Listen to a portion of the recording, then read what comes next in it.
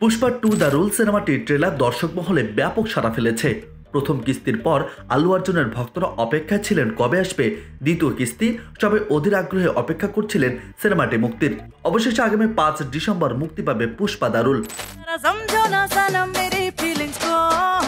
এরই মধ্যে সিনেমাটি মুক্তির আগেই গড়ে ফেলেছে রেকর্ড। প্রথম দিনের অগ্রিম বুকিংয়েই পুষ্পা 2-র ঝুলিতে 50 কোটির ব্যবসা। 10 লাখ টিকিট বিক্রিতে পুষ্পা ঝড়ের শুরু ভারত জুড়ে।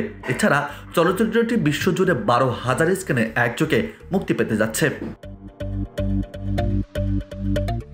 ভারতীয় গণমাধ্যমের খবর অনুযায়ী এই ছবি তেলুগু 2D ভার্সন অগ্রিম বুকিংয়ে ব্যবসা করেছে 17.16 কোটি রুপি এবং পুষ্পা 2 হিন্দি ভার্সন অগ্রিম বুকিংয়ে তুলেছে 12 কোটি রুপি। অন্যদিকে তামিল ভার্সনে 82.4 লাখ এবং মালায়ালম ভার্সনে 1.2 কোটি ঘরে তুলেছে পুষ্পা 2 দ্য রুল। তবে চমক আরও রয়েছে। পুষ্পা 2 ছবির মুক্তির আগেই জানা গেল খুব শীঘ্রই আসবে পুষ্পা 3।